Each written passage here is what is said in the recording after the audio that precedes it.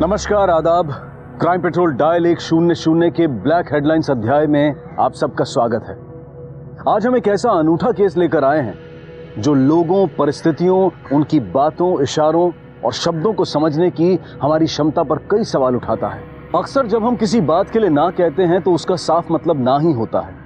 जैसे जब हम किसी से बात नहीं करना चाहते हैं या कोई चीज हम नहीं खरीदना चाहते हैं, लेकिन कई बार जुबान पर ना होते हुए भी दिल में हाँ होती है। हंसी मजाक में किसी को छेड़ते हुए अगर हम किसी अपने से रूठे हैं तो उसके मनाते वक्त या अपने रूठने या गुस्से के असर को और बढ़ाने के लिए हम कई बार हाँ की जगह ना कह देते हैं। लेकिन मामला जब संगीन हो, जब दो व्यक्तियों के बीच के शारीरिक संबंध से जुड़ा हो, तब क्या ना का मतलब सिर्फ ना होता है या फिर हाँ भी हो सकता है? आज का ये केस बहुत ही सरल लेकिन महत्वपूर्ण दो शब्द हाँ और ना की समझ और उसके इंटरप्रिटेशन पर आधारित है। आइए इस विषय को और अच्छी तरह से समझने के लिए देखते हैं हमारी आज की कहानी।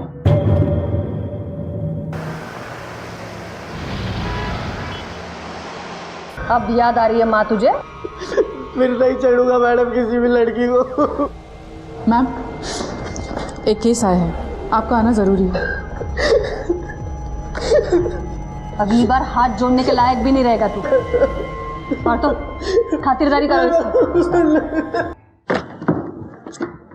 क्या कंप्लेंट है? रेप कंप्लेंट है। किसका रेप? मेरा।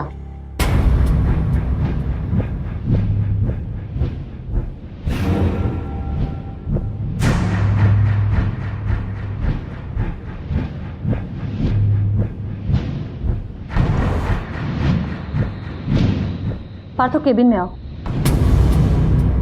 नाम क्या है तुम्हारा?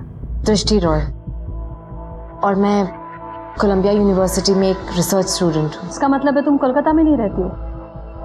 No ma'am, but my family stays there, New York में। मैं वहाँ से रिसर्च के लिए यहाँ आई थी, बांग्ला लिटरेचर पे थीसिस करने के लिए। हादसा कब हुआ था? 28 मार्च को। 28 मार्च? आज 19 जून है। तब तुमने कंप्लेंट क्यों नहीं लिखवाई थी? मैम, आफ्टर द इंसिडेंट मैं बहुत ज़्यादा टूट गई थी। मुझे कुछ समझ नहीं आ रहा था कि मैं क्या करूं। I was actually in trauma. तब मैंने सोचा मुझे अपनी फैमिली के पास चले जाना चाहिए, न्यूयॉर्क। मैं वहाँ गई, फैमिली के साथ रही, और साइकेट्रिस्ट से मिलने के बाद मैं धीरे धीरे इस इंसिडेंट से बाहर निकल सकी। और तब मुझे रियलाइज़ हुआ कि अहमद ने मेरे साथ कितना गलत किया था। इसीलिए मैं कंप्लेंट लिखाने यूएस से यहाँ आई हूँ। ये अहमद कौन है? मैम, डायरेक्टर हैं और वो डॉक्यूमेंट्रीज डायरेक्ट करते हैं। ये डायरेक्टर तनुजा सिद्दीकी के हस्बैंड तो नहीं? Yes ma'am.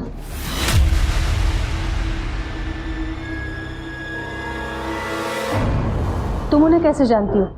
मैम, मैं जब रिसर्च के लिए यहाँ आई थी तो मेरे एक रिलेटिव हैं यहाँ पर जिन्होंने मुझे दानियाल हसन से मिलाया था, और दानियाल हसन ने मुझे अहमद से इंट्रोड्यूस करा।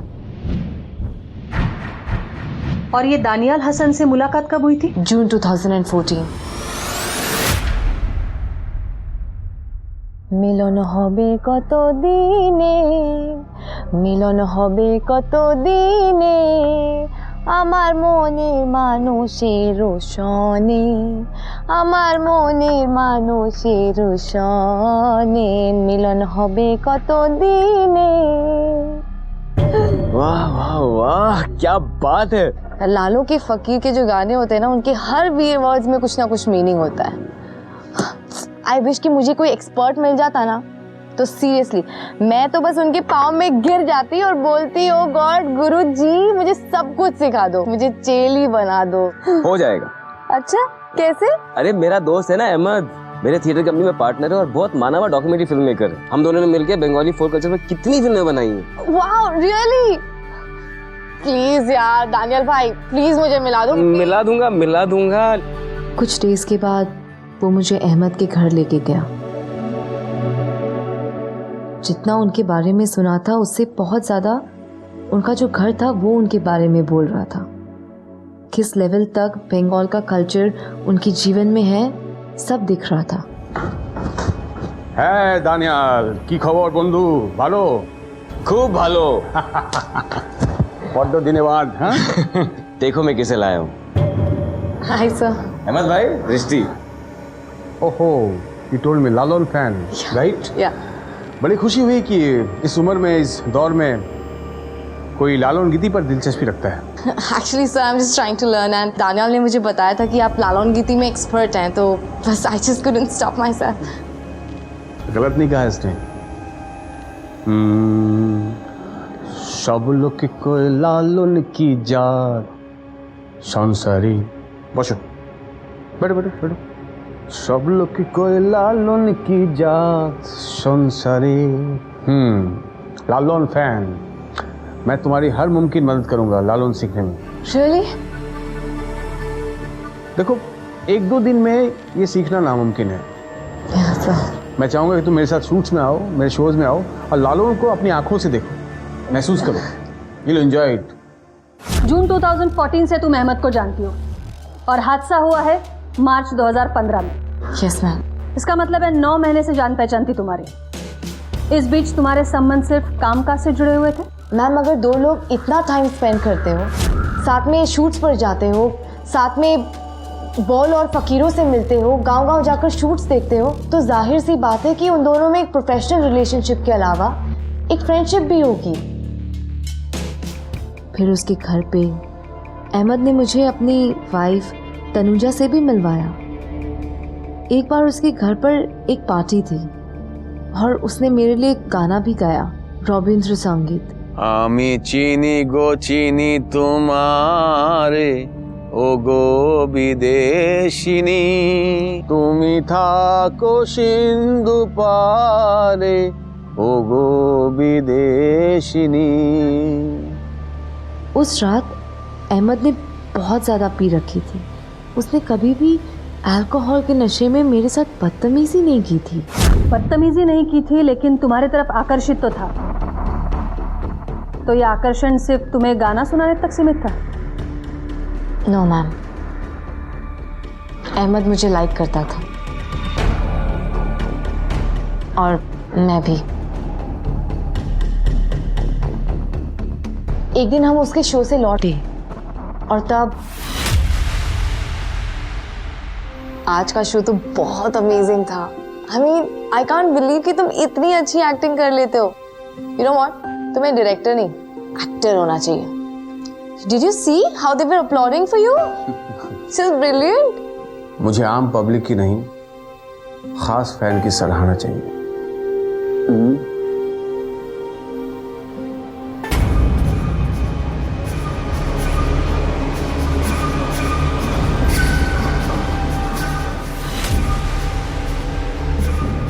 इसके बाद एक दिन हम अहमद के घर पर थे। दृष्टि, तुम्हें सौंदेश पसंद है? रुको, मैं लाती हूँ। भीमनाथ ठिकाने से। जल्दी नहीं है, जाओ। तनुजा मेरे लिए सौंदेश लेने अंदर गई।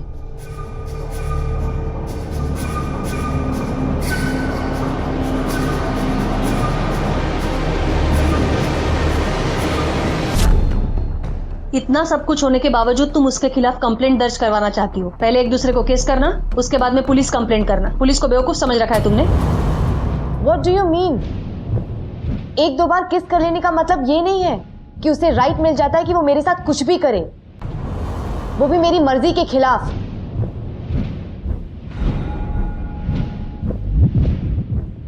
I'm sorry. 28 मार्च को क्या हुआ था? उस दिन मॉर्निंग में मैंने अहमद को फोन किया था। Good morning. अच्छा सुनो ना, मुझे एक फेवर चाहिए था। अरे दृष्टि जी, आप हुक्म तो कीजिए। मुझे तुम्हारे शो के 3 टिकट्स चाहिए थे। शुक्र है 3 सुनकर तसल्ली हुई, 2 कहती तो दिल जलता मेरा। तुम एक काम करो, आज डिनर पे आ जाओ, मैं टिकट्स मंगवा कर रखता हूँ, ठीक है? Okay, done, bye. डिनर का प्रोग्राम अक्सर बनता था? Yes ma'am. ये तनुजा भी साथ में होती थी? नॉट ऑलवेज, लेकिन मुझे पता था कि हम दोनों डिनर पे जाते हैं and she didn't have a problem. फिर क्या हुआ? अहमद के घर जाने से पहले मैं अपनी एक फ्रेंड को मिलने वाली थी। शाम को जब मैं तैयार हो रही थी तब मुझे अहमद का कॉल आया।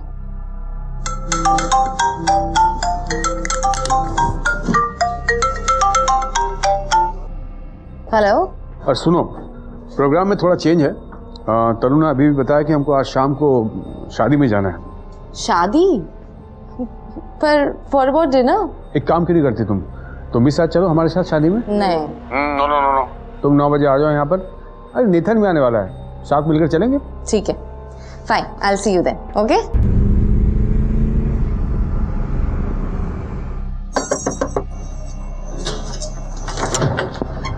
जी Ahmad, oh please come in. Don't get confuse between folk and classical, there is a vast difference. हमारे देश की यही तकलीफ है, समझते नहीं, लिटिल नॉलेज है। अहमद, हाँ? This tree. Excuse me. Here is surprise. This tree. Come. What a surprise. Meet my friend Ashok. हाय। यही प्रहर न्यूज चैनल है ना, उसका कॉरेस्पोंडेंट है। आई नो, मैं जानती हूँ, देखा है मैंने टीवी पर। देखा है? हाँ? तू तो पॉपुलर है, सब जानते हैं तुझे। क्या बोल रहे? मैं स्टडी रूम में जाकर बैठा हूँ, वेट करो, मैं जस्ट मीटिंग निभा कर आता हूँ। सर काफ़ी टाइम हो गया, हम लोग भी जाएं? ठीक है, कोई बात नहीं, चलो मैं अगले हफ्ते आके शांति निकल मिलता हूँ तुम्हें। ठीक है सर। Bye bye. अब लेकिन Ahmad, why you not rest? अब जाना है ना शादी में, और तनुजा कहाँ है? We have to go for the wedding ना। वेडिंग वो लोग गए। Tanu gone with her mom. मैं आज़ाद हूँ, कुछ नहीं, सब कुछ कर सकता हूँ, अकेला हूँ। अहमद, बहुत ज्यादा पिए क्या? सब चलता है, you just relax, I am coming. Okay. मैं बस वेट करती रही और थोड़ी टाइम के बाद परेशान होकर मैं अहमद के पास गई। अरे भाड़ में जाए सब, हमारे किसू जाए से ना, बुझली? अरे वो डायरेक्टर होगी अपने घर में, उसके ऐसे 2 कौड़ी की कमर्शियल मूवीज नहीं डायरेक्ट करता हूँ मैं। फोक, मिट्टी, जुबान, ये है Ahmad Siddiqui. You want my point? अभी सब साला वो टाइम का किया धरा है। वो बुढ़िया वो तनु को मेरे खिलाफ भड़काती है।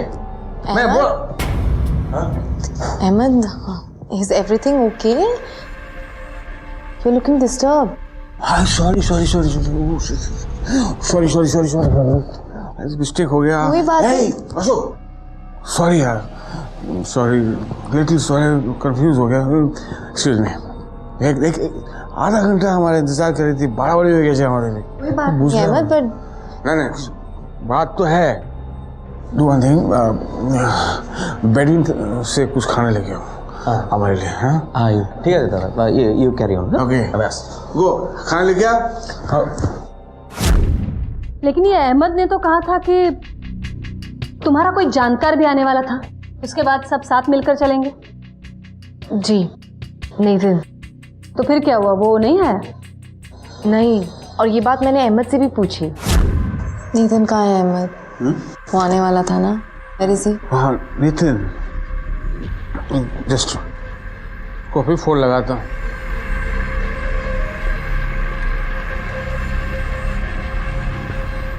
हे नितिन। अहमद भाई, अरे यार मुझे अर्जेंट काम से ना बोलपुर आना पड़ा, तो हम कल मिले। अरे यार, कल तक क्या शादी का दूल्हा दुल्हन तुम्हारे लिए वेट करेंगे क्या? हाँ चलो कोई नहीं, आप बाद में बात करते हैं, बाय। हाँ कोई नहीं, मैं मतलब हम और तुम, कोई नहीं। लेकिन अब नो मोर अल्कोहल, ओके? बहुत ज्यादा पी लिए तुमने। कहाँ पे मैंने, देखो हम परफेक्टली ऑलराइट। अच्छा अभी दिखा रहा हूँ तुमको, अभी मैं दिखाता हूँ, मैं कंट्रोल में हूँ, कंट्रोल में हूँ। देखो देखो, ए दिस लाइन स्ट्रेट दिखाओ, like this straight I walk, control. But you are not okay. अरे अभी वॉशरूम से आता हूँ, आई एम ओके।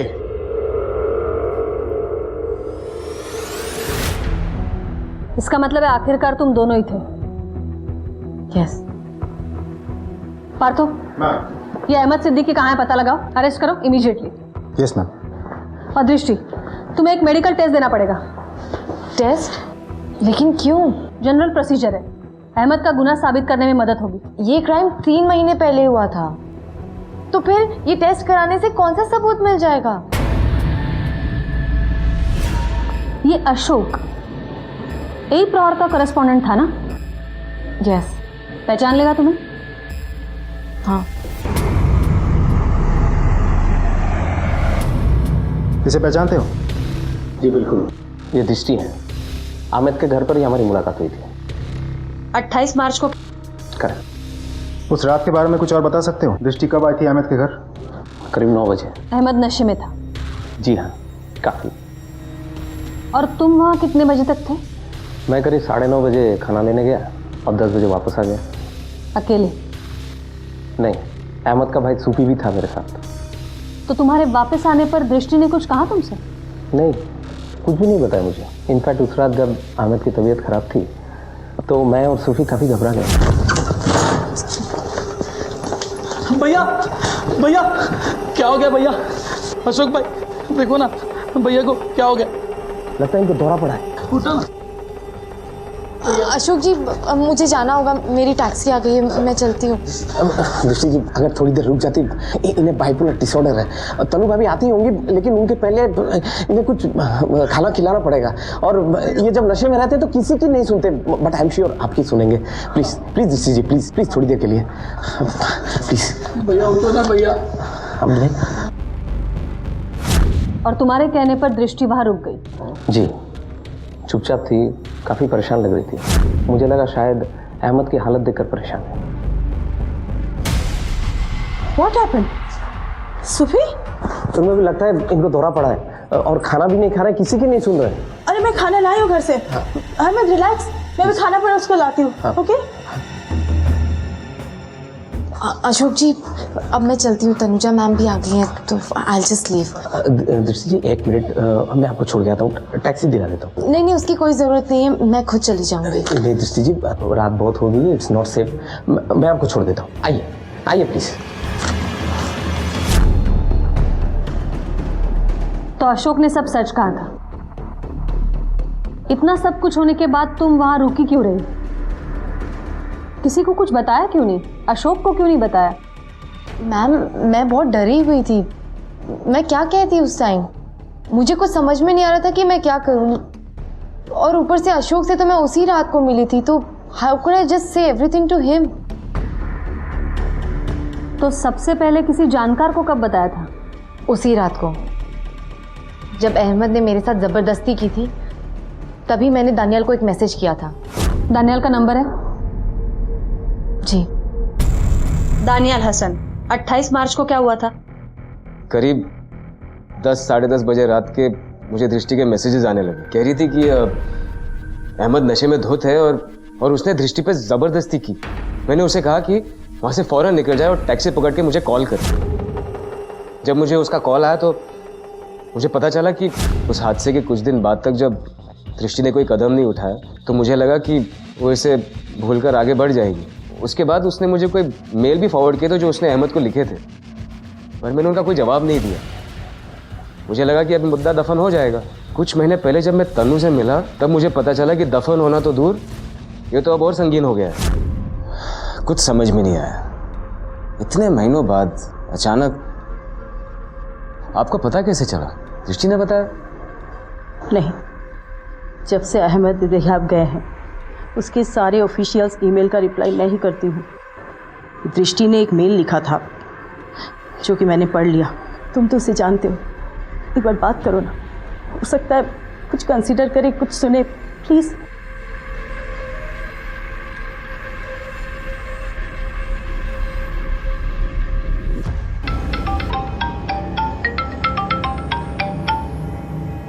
हेलो दृष्टि, मैं क्या सुन रहा हूँ? तुम अहमद के खिलाफ? सही सुना है आपने। दृष्टि, तुम ये गलत कर मत करो ये सब। तुम जानती हो बीमार है, माफ कर दो उसे। बीमार अकेला वो नहीं है, बीमार आप सब हैं। जिन्हें कुछ नहीं दिखता कि मेरे साथ क्या हुआ है। This is unfair.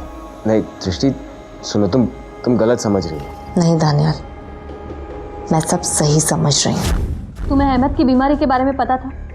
Yes ma'am, पता था। तुम्हारे पास वो सारे मेल्स हैं? यस मैम, है।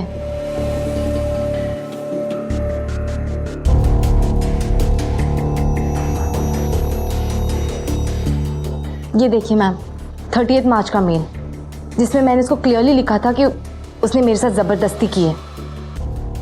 और वो देखिए इसका रिप्लाई, सिंसियर अपॉलॉजीज। रियली? इससे बस यही समझ में आता है कि वो कितना सिंसियर है और कितना अपॉलोजेटिक। पारे के जाबी नो बिरनो काते आय, पारे के जाबी नो बिरनो काते आय, रूप काष्ठेरो इनो का। Cut cut cut cut cut.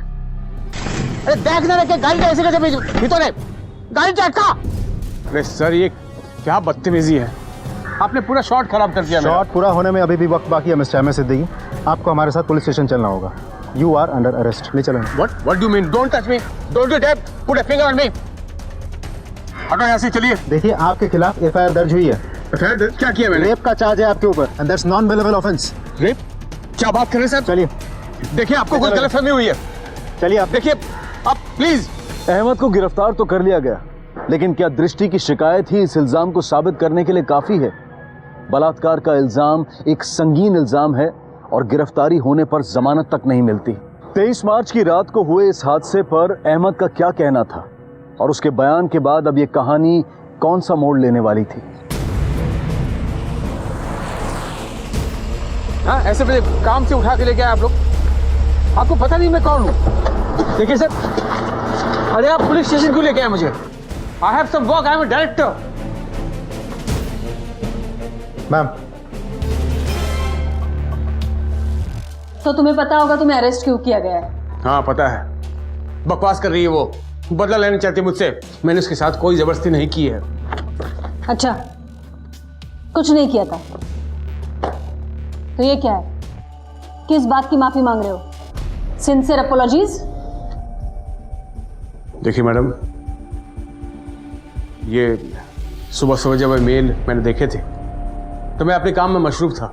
मैं सिर्फ पहले के कुछ लाइन पढ़े थे। मुझे ऐसा लगा कि वो उस बात से मायूस है कि उस रात को हम दोनों के पास पूरा मौका था, हम दोनों घर पर अकेले थे, फिर भी हमारे बीच कुछ नहीं हुआ। तो जल्दबाजी में मैंने वो उसके जवाब में कुछ लिख दिया।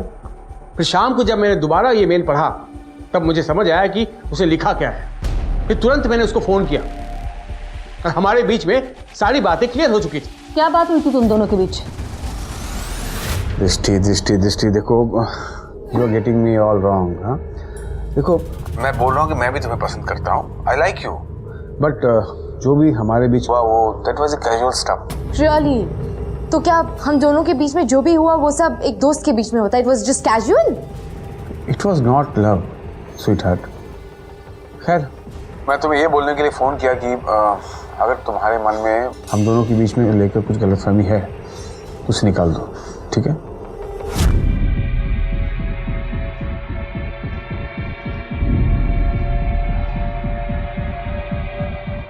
सीधी सी बात है मैडम, अगर मुझे उसके साथ जबरदस्ती करनी होती, अगर मैं इतना बलवान हूं, उसको दबोच सकता हूं, तो मैं उसका रेप भी कर सकता था आसानी से।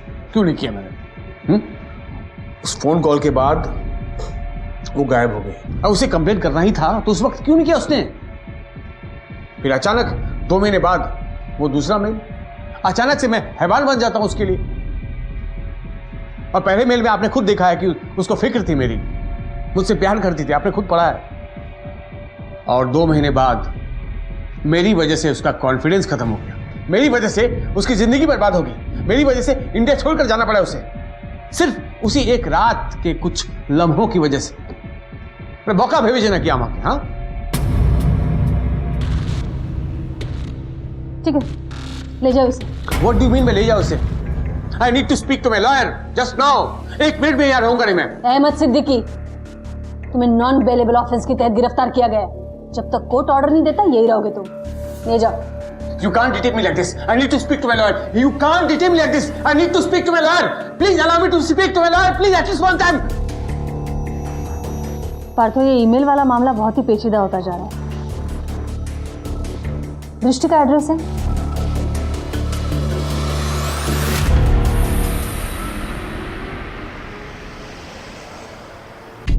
अहमद को जो तुमने मेल्स भेजे थे उसके लैंग्वेज में काफी डिफरेंस है। हादसे के 2 दिन बाद तुमने जो मेल भेजा था वो तो बड़ी प्यार भरी लैंग्वेज का था। तुमने कहा था कि जो कुछ भी उसने किया है वो गलत किया है। तुमने तो ये भी लिखा है कि तुम उसे पसंद करती हो, प्यार करती हो, फिक्र करती हो उसकी, और अचानक से 2 महीने बाद इतनी नफरत एक घटना को लेकर। मेल्स में है डिफरेंस मैम, क्योंकि पहले जब मैंने मेल लिखा था उस टाइम पे मैं ट्रॉमा में थी। आई वॉज जस्ट शेकन। मुझे कुछ समझ नहीं आ रहा था कि what I should be doing. I just couldn't believe कि जिसे मैं इतने अच्छे से जानती हूँ वो मेरे साथ ये सब। फिर धीरे धीरे जब मैं इस ट्रॉमा से बाहर आई, देन आई रियलाइज कि उसने मेरे साथ क्या किया। दूसरे मेल का जवाब दिया था अहमद ने?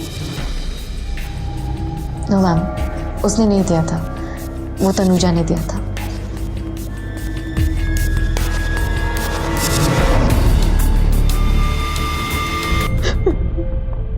मैं जानती थी, जब से मैंने दृष्टि का वो मेल पढ़ा तब से मैं समझ गई थी कि अहमद को नहीं छोड़ने वाला। दौरा पड़ने के बाद हमें अहमद को रिहैब सेंटर में दाखिल करना पड़ा। जब तक अहमद रिहैब में थे उनके सारे बिजनेस मेल्स मैं ही चेक करती थी। तभी मुझे दृष्टि का ये मेल मिला और मैंने उसे रिप्लाई किया। मैं समझ गई थी कि वो कंप्लेंट करके ही छोड़ेगी और ऐसा ही हुआ।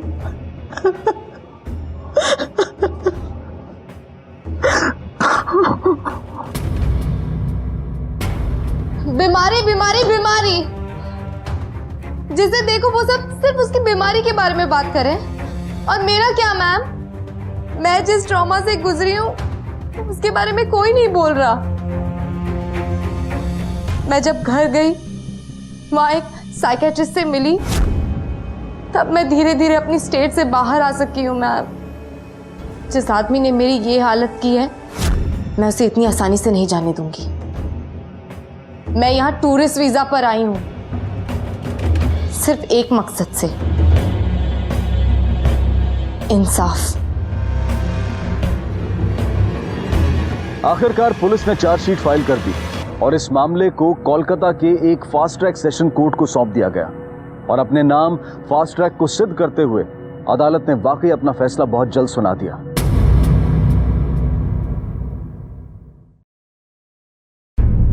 दृष्टि, 28 मार्च की रात को क्या क्या हुआ वो जज साहब और इस पूरे कोर्ट को बेबाक होकर बताओ।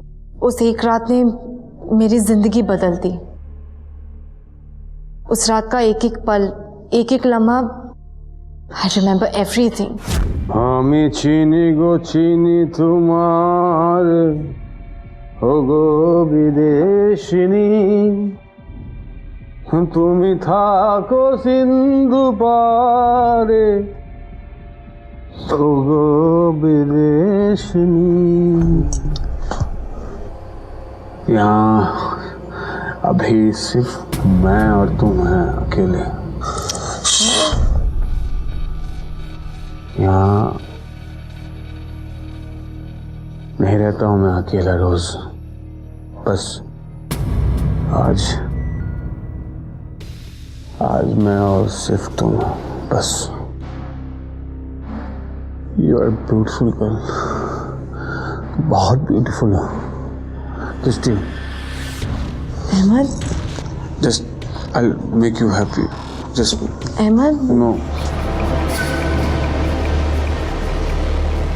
तुम दोनों अकेले थे, अहमद नशे में धुत था, तो फिर तुमने शोर क्यों नहीं मचाया, चीखी चिल्लाई क्यों नहीं? मैम शायद मैं वही करती, लेकिन मैंने एक डॉक्यूमेंट्री देखी थी रेप केस पर, जिसमें रेपिस्ट कह रहा था कि अगर रेप करते टाइम लड़की कुछ भी रिवोल्ट करे तो रेपिस्ट एंग्री हो जाते हैं और वो लड़की को टॉर्चर करते हैं। और मैं अपने आप को सेफ रखना चाहती थी।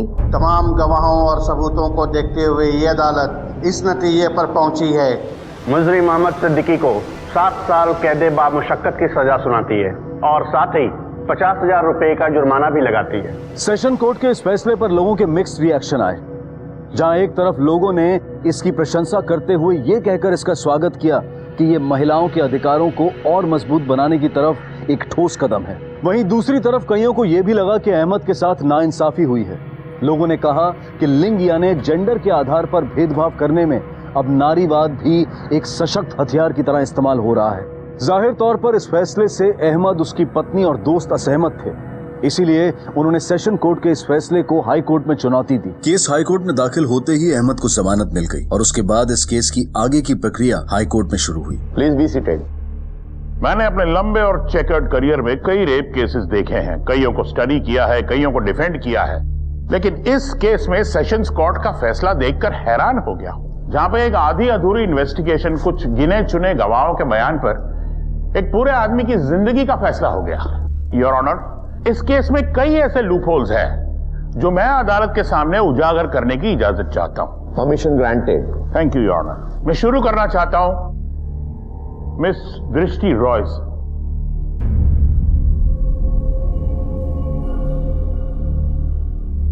मिस दृष्टि रॉय, 28 मार्च की रात को जब आप अहमद सिद्दीकी के घर पहुंची तो आपके कहने के मुताबिक आपने उन्हें नशे में पाया। आपको ये ताज्जुब नहीं लगा? जी नहीं, लेकिन जिस तरह से मिसबिहेव उस दिन उसने मेरे साथ किया वैसा उसने पहले कभी नहीं किया था। योर ऑनर, इस बात को नोट किया जाए कि इन्होंने पहले भी अहमद को इंटॉक्सिकेटेड हालत में देखा था। सो मिस रॉय, 28 मार्च और आपके यूएस जाने तक आपकी गतिविधियां क्या रही? मेरा मतलब है कि आप कहां गई, किससे मिली, क्या बातें की, योर एक्टिविटीज इन शॉर्ट। उस इंसिडेंट के बाद मैं एक बंगाल टूर पे चली गई थी। मैं बहुत ज़्यादा डिस्टर्ब थी, तो बस अपने आप को ठीक करने के लिए मैं यहाँ से चली गई। आई सी, डिस्ट्रैक्ट करने के लिए, यानी trauma your honour, trauma, post rape trauma. Objection your honour. मैं हैरान हूँ मिस्टर सान्याल जैसे senior lawyer post rape trauma जैसे सेंसिटिव सब्जेक्ट को इतनी लाइटली ले रहे। I am really shocked mister Sanyal. Your honour, मैं चाहती हूँ कि मिस्टर सान्याल उनके इस बर्ताव के लिए कोर्ट से माफी मांगे। प्रोसिक्यूटर साहिबा बिल्कुल सही कह रही है advocate Sanyal. I am sorry your honour. मैं प्रोसिक्यूटर साहिबा, मिस रॉय और इस अदालत से तहे दिल से माफी मांगता हूं। मेल्स, आपने मेरे क्लाइंट को 2 मेल्स किए थे, एक 30 तारीख को और दूसरा 2 महीने के बाद। पहले मेल में आप अहमद के साथ निहायत ही प्यार से पेश आई थी। यहां तक कि लिखा था आपने कि जो हुआ वो नहीं होना चाहिए था, लेकिन बट यू अंडरस्टैंड लिखा था ना आपने। योर ऑनर, इनके पहले मेल में इन्होंने लिखा था कि जो हुआ वो नहीं होना चाहिए, but she understands that should be noted. तो फिर मिस रॉय, 2 महीने में ऐसा क्या हुआ कि ये प्यार भरी अंडरस्टैंडिंग जो थी वो एक भयानक नफरत में बदल गई? सर, उस इंसिडेंट के बाद मैं ट्रॉमा में चली गई थी। मैंने कभी भी अहमद से ये सब एक्सपेक्ट नहीं किया था, लेकिन यूएस जाने के बाद जब मैं इस इंसिडेंट से बाहर निकली तब मुझे समझ में आया कि अहमद ने मेरे साथ क्या किया था। हाँ मिस रॉय, तो आप ये कह रही है कि हादसे के बाद जब आप यूएस गई, वहां काउंसलिंग ली, उसके बाद आपको पता चला कि अहमद ने आपके साथ क्या किया था? या फिर ऐसा तो नहीं कि अहमद के फोन कॉल के बाद आपके दिमाग में ये ख्याल आया हो? Sir, I didn't get any call. कौन सा फोन कॉल? 30 मार्च का फोन कॉल मिस रॉय। जिस दिन आपने मेल लिखा था उसी दिन शाम का जो आपको आया था।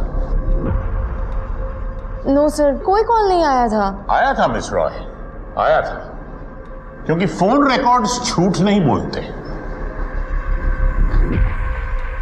ये सीडीआर है और उस कॉल में मेरे क्लाइंट ने आपको साफ साफ कह दिया था कि उसके और आपके ऐसे कोई संबंध नहीं है और ना ही फ्यूचर में वो ऐसे कोई संबंध आपके साथ रखना चाहता है। No sir, this is a sheer lie। ऐसा कुछ नहीं था, ये झूठ है। ये सच है मिस रॉय। हकीकत में आप अहमद के रवैये से नाराज हो गई थी। आपको ऐसा लगा कि अहमद ने आपको धोखा दिया है और आपका फायदा उठाया है, और जितना आप इस बात को सोचती गई उतना आपको और दुख होता गया, उतना आपको और गुस्सा आता गया, और एक पॉइंट ऐसा आया मिस रॉय जब आपने सोच लिया कि आप अहमद से बदला लेंगी। नो सर, ये सब गलत है। आप क्या बोल रहे हैं? मैं कुछ नहीं कह रहा हूं, ये कॉल रिकॉर्ड्स कह रहे हैं जो फिलहाल जज साहब के पास हैं। मैंने अदालत में यह साबित कर दिया है कि इस केस को फाइल करने के पीछे मिस रॉय की नीयत ही गलत थी। योर ऑनर, अब मैं अदालत के सामने उस रात के घटनाक्रम को स्टेप बाय स्टेप अदालत के सामने रखूंगा, जिससे यह साबित हो जाएगा कि अहमद सिद्दीकी पर कोई केस बनता ही नहीं। हाँ मिस रॉय, क्या आप उस रात के घटनाक्रम के बारे में अदालत को बता सकती हैं? कितने बजे आप अहमद के घर गई और कितने बजे वहां से निकली? सर, मैं करीब 8:50 को उसके घर पहुंची थी और अबाउट 11 o'clock आई लेफ्ट। नहीं नहीं नहीं मिस रॉय, 11 बजे नहीं, आप वहां से निकली थी 10:56 पे। रिमेंबर, कॉल रिकॉर्ड्स झूठ नहीं बोलते। और आपने जोर देकर यह कहा है कि अहमद सिद्दीकी ने आप पे हमला किया 10 और 10:10 के बीच में। क्या आप अब भी इस बात पे अटल हैं? Yes sir. Thank you miss Roy. ये केस 17 सितंबर तक मुलतवी किया जाता है। The court is adjourned. Thank you.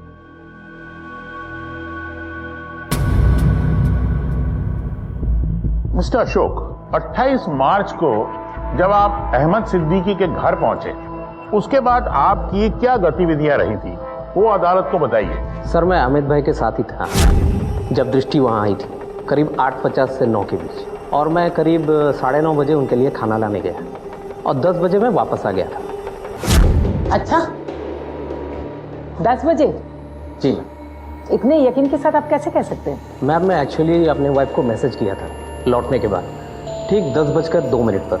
ये रिकॉर्ड्स मैंने मोबाइल में। ऑब्जेक्शन योर ऑनर, ऐसे एविडेंस कोर्ट में वैलिड नहीं है। चलिए, अगर एसएमएस वैलिड नहीं है मान लेते हैं, और वैलिड होने की जरूरत भी नहीं है, क्योंकि हमारे पास क्या है? Call detail record. और सीडीआर ये कहता है कि 8:48 से 9:30 तक अशोक अहमद के सेल टावर की रेंज में था। 9:30 के बाद अशोक अहमद के सेल टावर की रेंज से बाहर हो गया। फिर 10:02 पे अशोक फिर से अहमद के सेल टावर की रेंज में आ गया। अब अगर हम मिस रॉय के बयान पे गौर करें तो मिस रॉय ने अपने बयान में यह कहा है कि उन पर जो असॉल्ट हुआ है वो 10 और 10:10 के बीच में किया है, लेकिन 10:02 पर तो अशोक वापस अहमद के सेल टावर के रेंज में आ गया था, और वो सीडीआर से साबित हुआ है।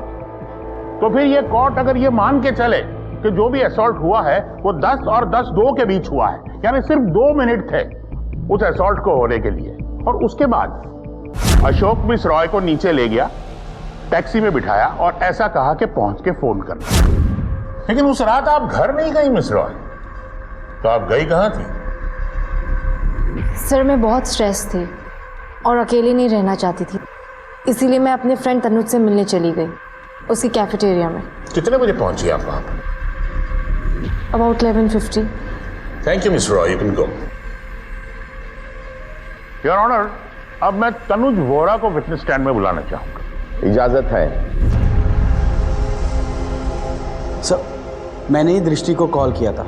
सर, मेरे कैफ़े का पहला सालगिरह था, वो हमारी रेगुलर कस्टमर थी, पर उसने आने से मना कर दिया क्योंकि उसका डिनर का प्लान था। ओह, तो वो नहीं आना चाहती थी, लेकिन फिर भी आई, तो आपको तो काफी हैरत हुई होगी। सर, हैरत तो हुई थी, पर उसके पहले करीब 10 बजे के आसपास दृष्टि का मुझे कॉल आया था, पर सर हमारी कोई बात ही नहीं हुई क्योंकि सामने से कुछ आवाज़ ही नहीं आ रही थी। वो फोन जो आपको आया था वो एग्जैक्टली कितने बजे आया था? सर, करीब 10:11 पे, and I am damn sure.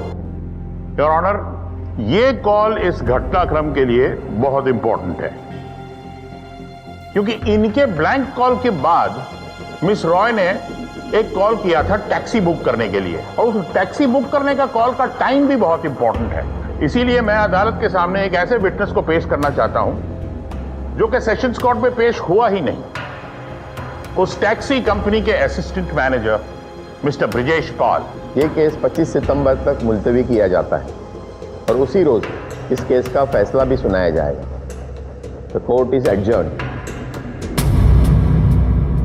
मेरा नाम ब्रिजेश पाल है, मैं अल्फा टैक्सी कंपनी में असिस्टेंट मैनेजर हूँ। मिस्टर ब्रजेश, ये बताइए कि आपकी कंपनी की अगर टैक्सी बुक करनी हो तो पूरा कितना टाइम लगता है? जी, उनकी फ़ोन की क्वालिटी और नेटवर्क की क्वालिटी, ये सब बातें ध्यान में रखते हुए कुछ 30 सेकंड से लेके 1 मिनट तक। 30 सेकंड से लेके 1 मिनट तक? जी। 28 मार्च को मिस रॉय ने आपकी कंपनी की एक टैक्सी बुक की थी। जी। कितने बजे बुक की थी? जी, हमारे रिकॉर्ड के हिसाब से 10:12 पर। 10:12 पर। जी। थैंक यू मिस्टर ब्रजेश, आप जा सकते हैं। थैंक यू योर ऑनर, जैसा कि मिस्टर ब्रजेश ने अभी बताया, मिस रॉय ने उनकी कंपनी की टैक्सी बुक की 10:12 पे, और उन्हीं के कहने के मुताबिक अगर टैक्सी 10:12 पे बुक होती है, यानी कि कोशिश की थी 10:11 पे। अब मिस रॉय के कहने के मुताबिक उन पे हमला हुआ था 10 और 10:10 के बीच, यानी हमला होने के ठीक 1 मिनट बाद उन्होंने टैक्सी बुक करने की कोशिश की। अब सवाल यह उठता है कि अहमद के पास सिर्फ 2 मिनट थे, और उन 2 मिनट में अहमद और मिस रॉय के बीच अगर कुछ हुआ भी होगा तो दोनों की सहमति से ही हुआ होगा। And your honour, I'd like to draw the attention of the court to the emails.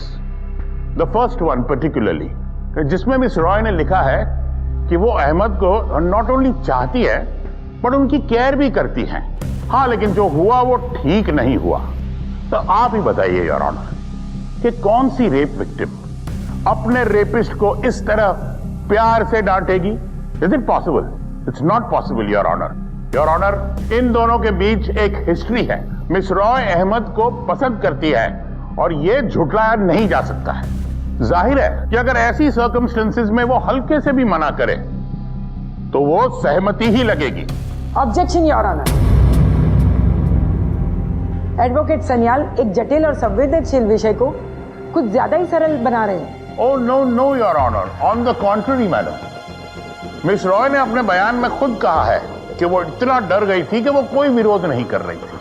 अब ये सब देख के अहमद को ऐसा ही लगा होगा कि मिस रॉय की सहमति है। अगर मिस रॉय असहमत थी योर ऑनर, तो ये असहमति उनके अंदर थी, उनके एक्शंस में दिखाई नहीं दे रही थी। और जिस तरह से मिस रॉय अपनी ये कथित असहमति व्यक्त कर रही थी, वो तो किसी नॉर्मल आदमी को भी समझ में नहीं आएगा। मिस रॉय के खुद के बयान से ये पता चलता है कि उस वक्त अहमद को एक खतरनाक बीमारी बाइपोलर डिजीज का दौरा भी पड़ा था। इन सारी बातों को मद्देनजर रखते हुए यह साफ पता चल जाता है योर ऑनर कि मिस रॉय की असहमति मेरे क्लाइंट तक पहुंची ही नहीं। That's all your honour. Advocate Kabir ने जो पूरा घटनाक्रम पेश किया वो काफी तार्किक और प्रभावित करने वाला था, लेकिन माननीय कोर्ट ने उस पर गौर तो किया पर उसे मान्यता नहीं दी। कोर्ट का मानना था कि ज्यादातर लोग किसी भी घटना या दुर्घटना के समय का सिर्फ अंदाजा लगा सकते हैं, हर मिनट हर सेकंड का अचूक आंकड़ा नहीं दे सकते हैं। इसीलिए कोर्ट ने दृष्टि को इस घटना का कोई सटीक समय देने के लिए जिम्मेदार नहीं ठहराया। सारे सबूतों और दलीलों को देखते हुए ये अदालत अभी तक ये तय करने में कामयाब नहीं हो पाई है कि वाकई में ऐसी कोई घटना घटी भी थी, या फिर अगर घटी थी तो क्या विक्टिम की इसमें कंसेंट थी या नहीं, और अगर नहीं भी थी तो आरोपी इस बात को समझने की हालत में था या नहीं। अगर ये हादसा 2 अनजान लोगों के बीच हुआ होता तो हल्की सी ना भी विक्टिम के रिफ्यूजल को प्रकट करने के लिए काफी थी। लेकिन जब दोनों पक्ष इतने करीबी हो, पढ़े लिखे हो और समझदार हो, तो ऐसे हालात में a feeble no may be yes, इसलिए आरोपी को बेनिफिट ऑफ डाउट प्रदान करना आवश्यक हो जाता है। लिहाजा ये कोर्ट आरोपी अहमद सिद्दीकी को बरी करती है। यह फैसला भी सेशन कोर्ट के फैसले की तरह विवादास्पद साबित हुआ।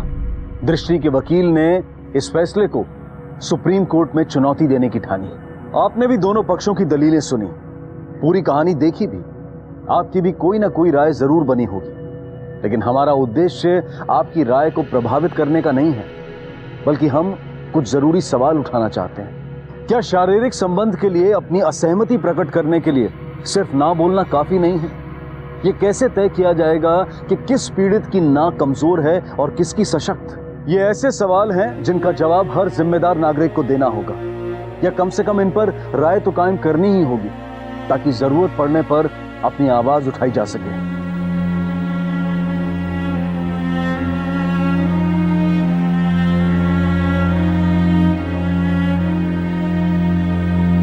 देखते हैं हमारे आज के एपिसोड की दूसरी कहानी।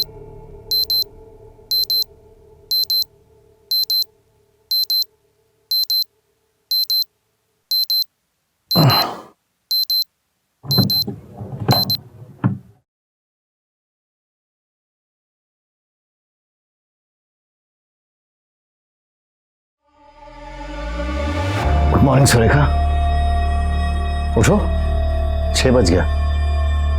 अरे कितना सो गया, उठो ना। अच्छा सुनो, मैं जॉगिंग से होकर आता हूँ, तुम फ्रेश हो जाओ, फिर साथ में चाय पीते हैं, ओके? उठ जाना। हाँ?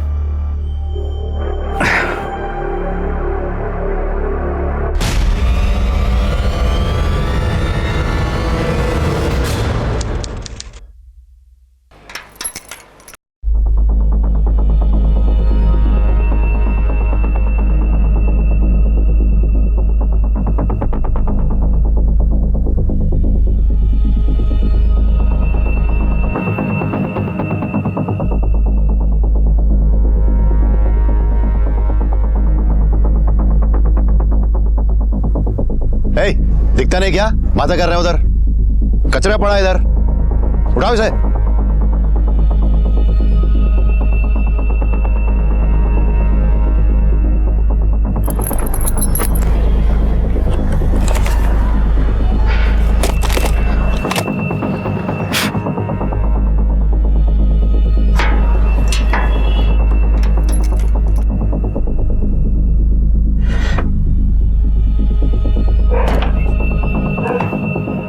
सुरेखा, सुरेखा,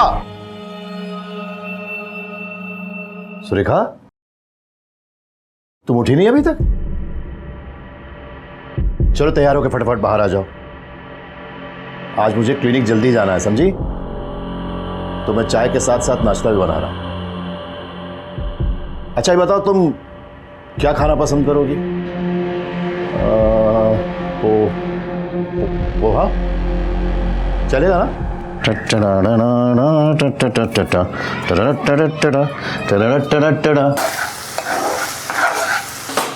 सुरेखा, जल्दी से उठ जाओ, नाश्ता तैयार हो गया है। गरम है, खाओ।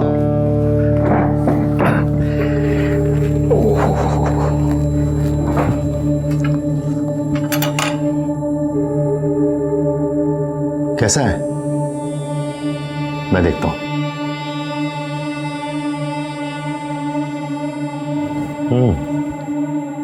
नॉट बैड, है ना?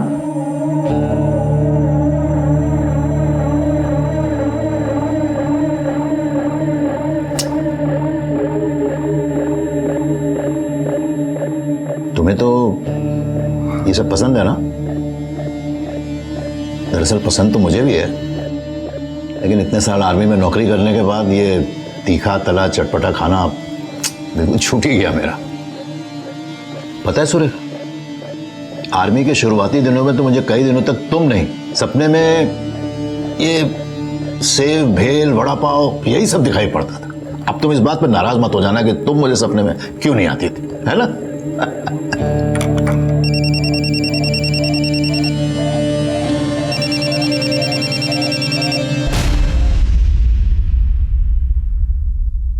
क्या बात है सुरेखा, मूड खराब है तुम्हारा? इतनी गुमसुम सी क्यों लग रही हो? ओह शिट, अरे मैं तो भूल ही गया, तुमको तो रात में बुखार था ना? मैं तुम्हें दवाई दूंगा, फिर क्लिनिक चला जाऊंगा, ठीक है?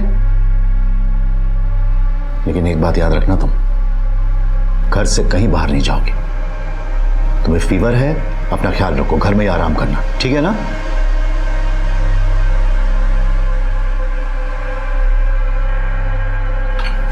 मैं कितना केयरलेस हस्बैंड हूं, आई स्वेयर। तुम्हें फीवर है और मैं क्लिनिक जा रहा हूं, तुम्हें इस हाल में छोड़कर। Very bad. हेलो, हाँ मनीषा, मैंने तुम्हें इसलिए फोन किया है कि आज मैं क्लिनिक नहीं आ पाऊंगा। हाँ सब ठीक है, वो सुरेखा की तबीयत थोड़ी खराब है और तुम तो जानती हो मैं उसे अकेला नहीं छोड़ सकता। अच्छा सुनो, अब मेरे जितने भी पेशेंट्स हैं ना, तुम उन्हें डॉक्टर शेट्टी को रेफर कर देना। थैंक्स।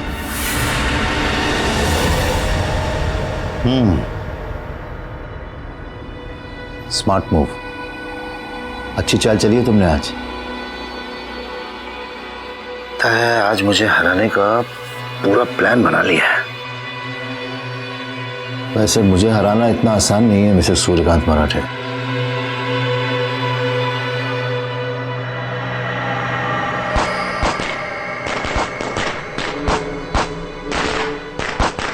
पटाखे कौन दगा रहा है? आज तो कोई फेस्टिवल भी नहीं है ना?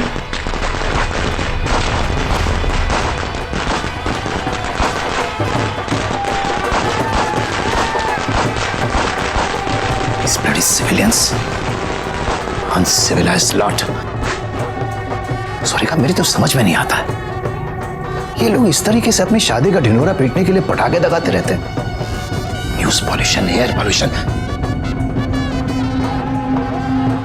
सुरेखा, हम लोगों की शादी कितनी आइडियल थी, ना कोई बैंड बाजा, ना कोई पटाखा, नथिंग, कोई शोर शराबा नहीं, कितनी शांति थी ना। इन गधों को सबक सिखाना ही पड़ेगा।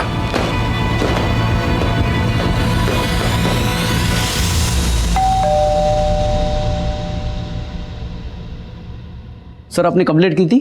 यस, वहीं रुकिए, पीछे जाइए। आप लोगों के जूते बहुत गंदे हैं, अंदर आने की जरूरत नहीं है, जो बात करनी वहीं से करिए। सर, आपने कंप्लेंट की थी, इसके लिए हम लोग आए थे, क्या प्रॉब्लम है? जब मैंने कंप्लेंट की थी, यहाँ से एक बारात जा रही थी, उसमें पटाखे फोड़े जा रहे थे, बैंड बाजा बज रहा था। कितना बजे की बात है? 7। ठीक है, मग आम्ही काय करू शकत नाही, क्योंकि 10 बजे तक परमिशन होती है। अरे कैसी परमिशन है जो लोगों को परेशान करने के लिए दी जाती है? अरे कैसे बेवकूफ लोग हैं। शादी करनी है तो करो, किसने मना किया, किसने रोका है? लेकिन लोगों को डिस्टर्ब करना, परेशान करना, उन्हें नहीं सोने देना, पटाखे दगाना, बैंड बाजे। मेरी बीवी बीमार है, वो सो नहीं सकती, परेशान हो जाती है, अब जागती रहेगी सारी रात।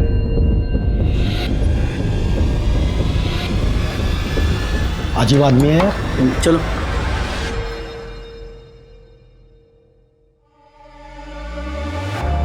सुरेखा, रात की दवाइयां ले ली है ना? गुड, अब तुम आराम से सो जाओ, मैं थोड़ी देर के लिए बाहर जाता हूं, कुछ जरूरी काम निपटाना है। Good night.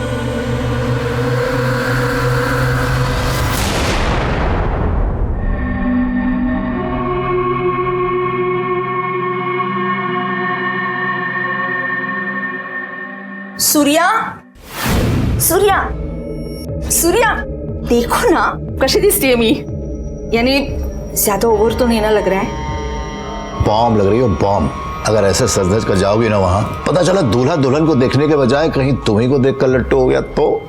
सूर्या, मजाक मत करो, ठीक तरह से बताओ, ऐका झगामगा नहीं ना लग रहा है? अरे नहीं लग रहा है भाई, मैं कह रहा हूं ना 1% ऊपर न 1% कम।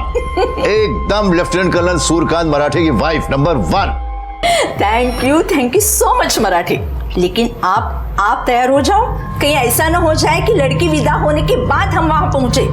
अरे भाई ऐसा नहीं होगा, बस लास्ट के 3-4 पेज बचे, खत्म करके तैयार होने जाता हूँ। आप ना सचमुच विदा करके ही मानो। अरे बस छोड़ दो सूर्या।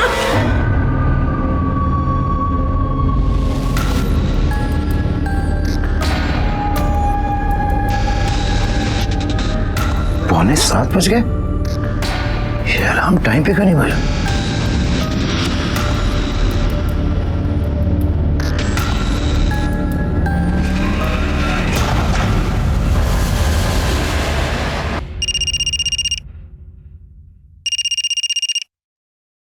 हेलो, हाँ सनाया बेटा, कैसी हो तुम?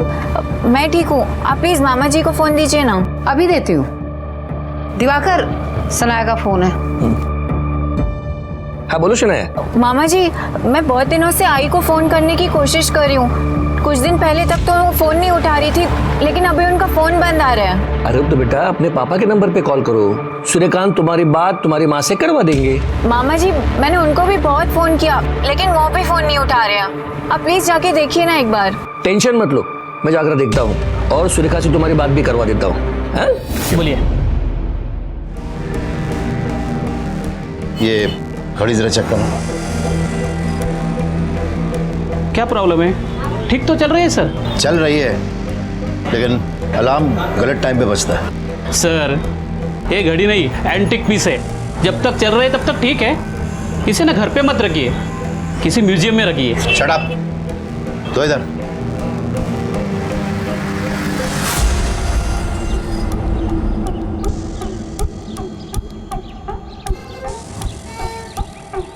अरे जीजा जी, कैसे हो आप? मैं यहाँ काम के सिलसिले में आया था, सोचा आप लोगों से सुरेखा से मिलता चलूं। सिंगापुर से शनाया का फोन आया था। वो कह रही थी कि उसकी माँ से बात नहीं हो पा रही है, थोड़ी टेंशन में थी। क्या नाटक है माँ बेटी का? सुरेखा तो सिंगापुर में है, शनाया के पास। जीजा जी, शनाया ने सिंगापुर से फोन किया था, सुरेखा उसके पास नहीं है। अगर होती तो वो यहाँ फोन क्यों करती? अरे मुझे क्या मालूम क्यों फोन करती? सुरेखा जब वहां नहीं है तो यहाँ भी नहीं है। उसने मुझसे कहा कि वो सिंगापुर जाएगी, तो मैंने कहा ठीक है जाओ तुम सिंगापुर। और कोई इंक्वायरी करनी है? अरे जीजा जी, आप तो नाराज हो गए। चलो अंदर चल के बैठ के बात कर लेते हैं। अगर आप दोनों के बीच कोई झगड़ा हुआ हो, मनमुटा हो, तो मैं सुलझा देता हूँ। अरे अंदर चल के किससे बात करनी है? कहा ना वो नहीं तो किससे बात करेंगे? मुझे क्लिनिक जाने में देरी हो रही है, जल्दी निकलना है। अरे जीजा जी, बोला ना कि वो नहीं है, जाइए।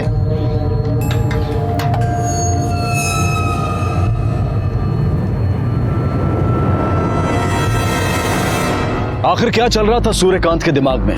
क्यों उसने दिवाकर से झूठ बोला कि सुरेखा सिंगापुर गई है, जबकि वो सुबह शाम उससे बात करता था, उसका ख्याल रखता था? और उसने दिवाकर को अपने घर में क्यों नहीं आने दिया? क्या वो कुछ छिपा रहा था, या फिर ये सिर्फ रिश्तों के बीच की आपसी दूरियों की वजह से था? मामा जी, अगर उनको यहाँ आना होता कम से कम मुझे इन्फॉर्म तो करती। ऐसे ही उठ के सिंगापुर आ जाना क्या आसान है क्या? अगर मुझे नहीं इन्फॉर्म कर पाती तो ठीक है, लेकिन आपको तो बताती, आप तो वहीं थे ना।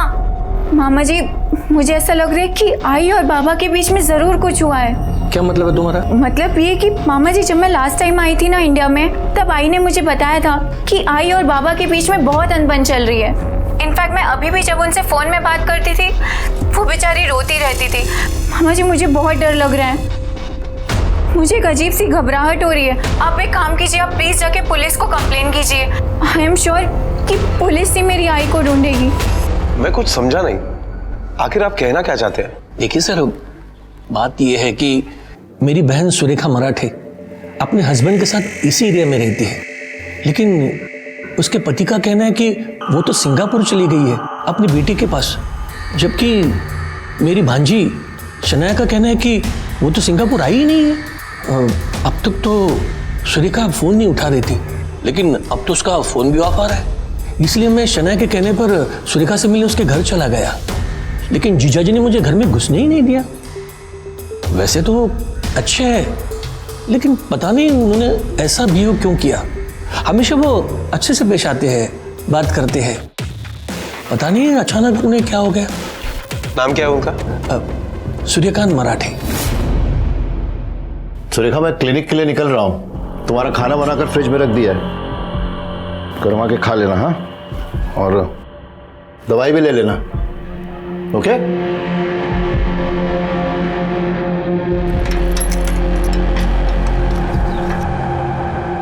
डॉक्टर सूर्यकांत मराठे? यस, कहिए। हमें आपका घर चेक करना है। इन्होंने कंप्लेंट की है कि इनकी बहन लापता है।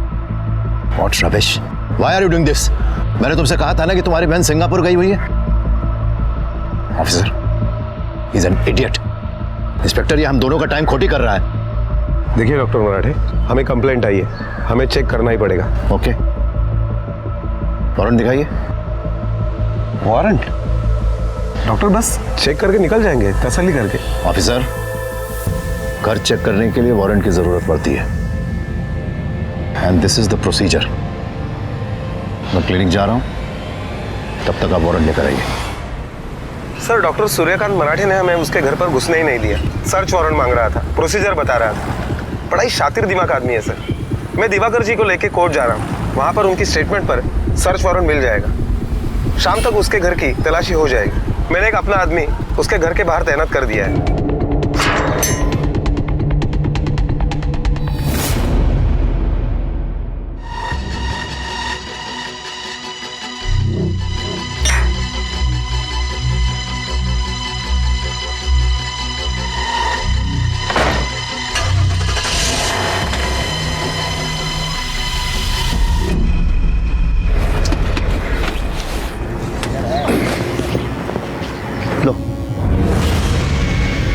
नमस्ते डॉक्टर साहब। नमस्ते नमस्ते। ऑटो रिक्शा से आए आज? हाँ, वो गाड़ी का एसी खराब हो गया था। अच्छा। मैकेनिक को दिया। तुम्हारी बहन की शादी है ना? हाँ सर। कब? अगले महीने। आप आएंगे ना? हाँ हाँ बिल्कुल बिल्कुल। कुछ मदद की जरूरत हो तो बताना। ठीक है।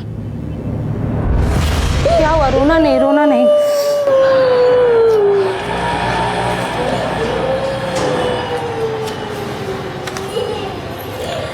मनीषा, पेशेंट्स भेजो। Okay sir. आपकी वाइफ कैसी है? पहले से अच्छी है। Okay thank you. या चुप चुप हो जा बच्चा, रोना नहीं। हो गया, हाँ घर जाएंगे। हाँ वैसे बीमार कौन है? जी जी मैं डॉक्टर साहब।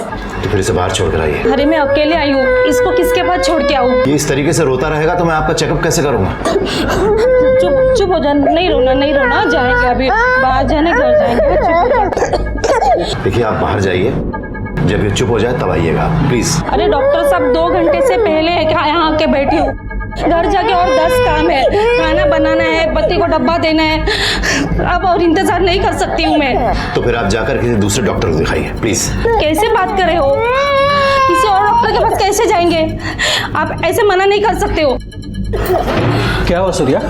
मैं आपको बताती, 2 घंटे से यहाँ पे बैठे, अब ये कह रहे हैं किसी और डॉक्टर के पास जाओ, बच्चे को चुप कराओ। अब ये नहीं चुप हो रहा है, मैं क्या करूँ?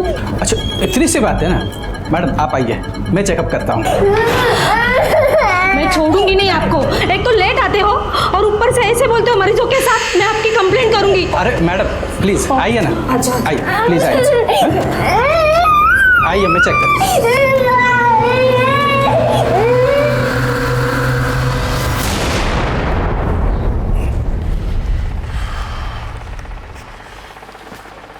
डॉक्टर मराठे, आपको वारंट चाहिए था ना? ये रहा वारंट। अब आगे की प्रोसीजर तो आपको पता ही होगी।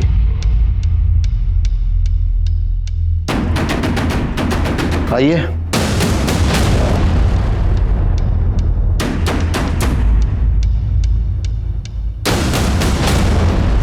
देख लीजिए।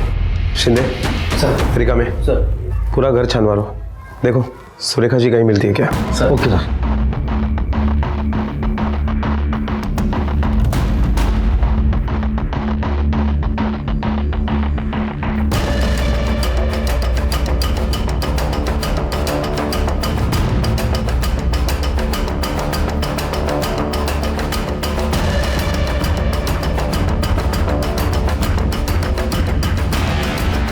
क्या अजीब आदमी है, इतने ठंड के मौसम में भी एसी का टेम्परेचर इतना कम करके रखा है, घर को शिमला बना के रखा है।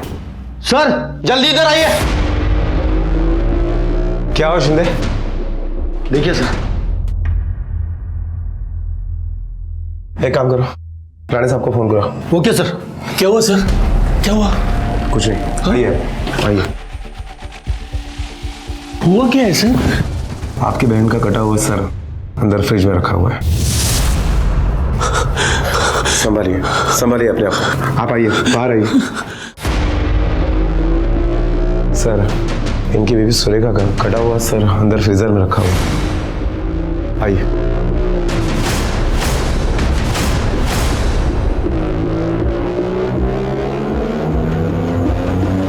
ये देखिए।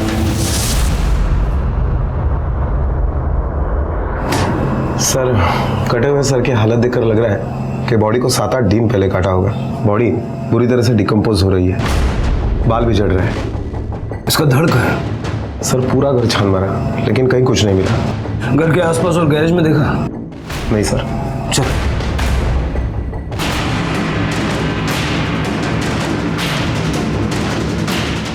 तावड़े यहाँ देखो सर।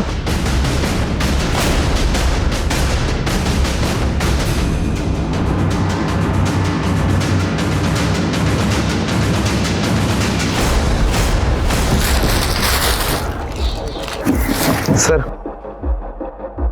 ये देखिए आ रही।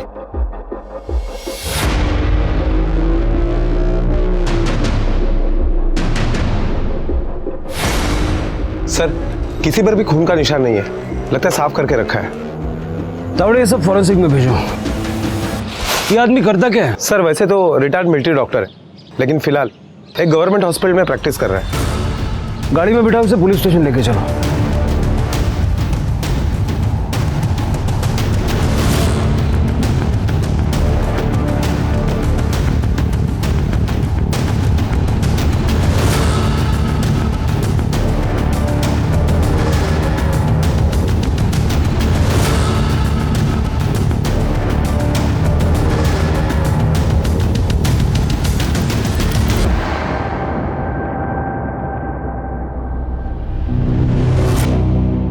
पुलिस को सुरेखा का कटा हुआ सर फ्रिज में मिला, तो क्या सूर्यकांत सुरेखा के कटे हुए सर से बात करता था? और क्या सुरेखा की हत्या भी सूर्यकांत ने की थी? देखकर तो ऐसा ही लग रहा था, क्योंकि सूर्यकांत ने सुरेखा की मौत के बारे में ना तो घर वालों को बताया था और ना ही पुलिस को।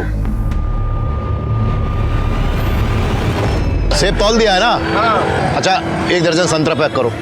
सूर्या। हाँ हाँ, अरे जल्दी पैक कर दो भाई, जल्दी कर दो, होम मिनिस्टर का ऑर्डर आया है। क्या हुआ? सब्जी ले लूं? अरे जो भी तुम्हें पसंद आए ले लो। नहीं आपकी पसंद। तुम अपने पसंद से ले लो। नहीं आप बोलो ना, आपकी पसंद चाहिए मुझे। तुम अपने पसंद की ले लो। सर हाँ, भिंडी ले लो, पुलाव ले लो, बहुत बढ़िया आएगा। खुद बनाओ, खुद मजे का, बहुत बढ़िया रहेगा, बहुत बेस्ट रहेगा। अरे वाह वाह वाह, क्या बात है, तुम्हारे तड़के की खुशबू तो बाहर तक आ रही है। क्या पक रहा है आज? खुद ही देख लो। हाँ, अरे भिंडी मेरी फेवरेट सब्जी है भाई। क्या बात है, वेरी नाइस वेरी नाइस। मिर्ची कितनी डालूं? जितनी भी डालोगी, लेकिन तुमसे यार तीखी नहीं हो सकती। सच बताऊं, सच बोलता हूं, दुनिया में मेरे लिए 2 ही चीजें सबसे ज्यादा तीखी हैं। एक ये मिर्ची और एक मेरी खूबसूरत बीवी।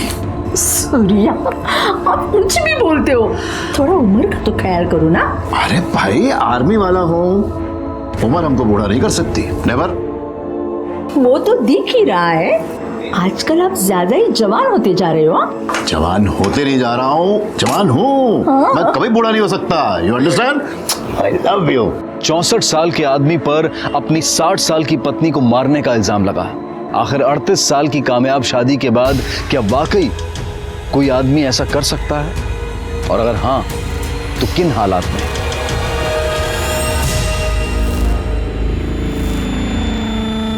डॉक्टर मराठे, ऐसी क्या प्रॉब्लम थी आप दोनों के बीच? क्या आपने अपनी बीवी का खून कर दिया? सर हमें मिल चुका है, बाकी की बॉडी कहाँ है?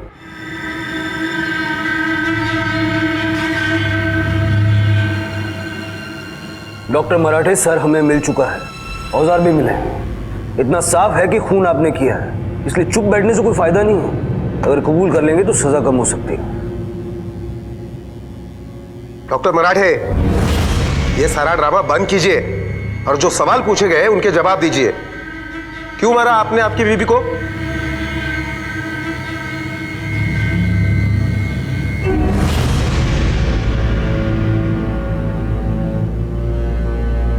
मैंने नहीं मारा उसे, मैं कैसे मार सकता हूं? मैं उसे बहुत प्यार करता था, बहुत प्यार।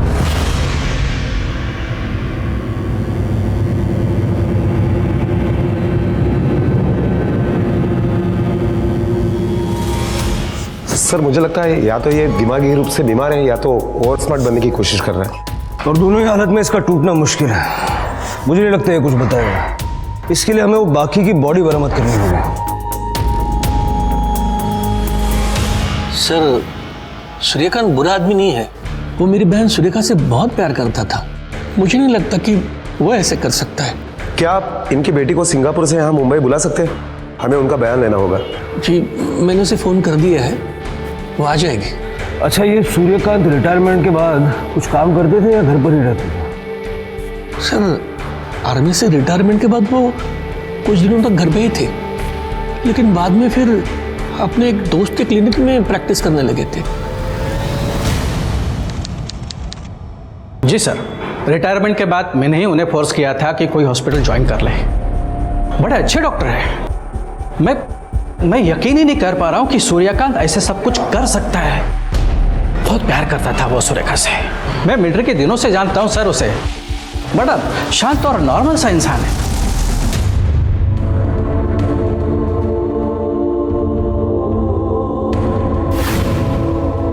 सूर्या, जीप दाखवा ना। क्यों? दिखाओ तो सही। अरे क्या पूर्ण दाखवा। अरे क्या तुम भी? क्या हुआ? ऐसे लग रहा है कि आपने एक साथ 4-4 फ्लेवर के फालूदा खाए हैं। हेलो, खाना खा लो। आज से आपको यही खाना मिलेगा। सुनो, क्या है?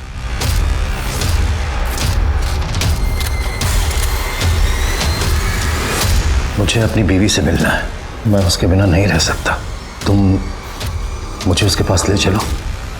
सुनो, मुझे उसके पास ले चलो ना, मेरी बात मानो। अरे बीवी का तूने खून कर दिया, अब बीवी से कैसे मिलेगा? बैठो उधर। सुनो सुनो, ये दरवाजा खोल। आखिर किस मानसिकता के व्यक्ति थे सूर्यकांत? ऐसा लगता तो था कि वो अपनी पत्नी से बेहद प्यार करते थे, या फिर ये भी उनका कोई नाटक था अपने जुर्म पर पर्दा डालने के लिए। सर, आजकल की जवान क्या रोमांस करेंगे, जैसे ये लोग थे। बहुत अच्छा रिलेशन था उन दोनों का आपस में।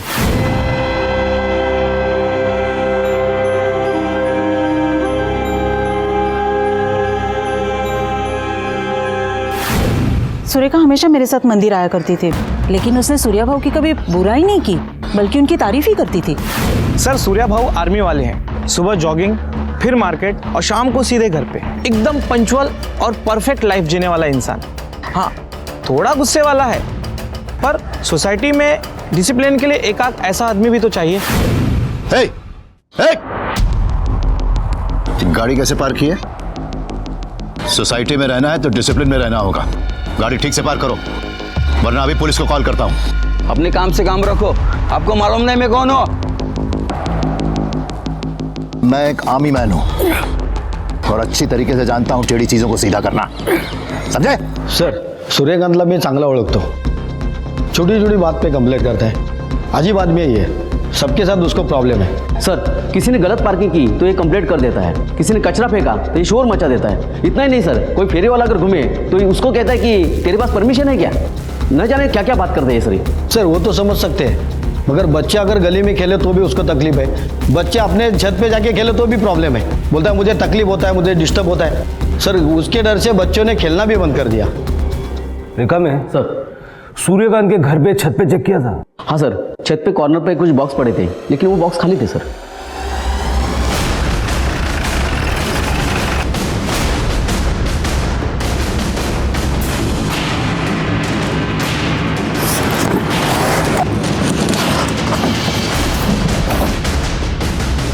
ये सारे बॉक्सेस हटाओ।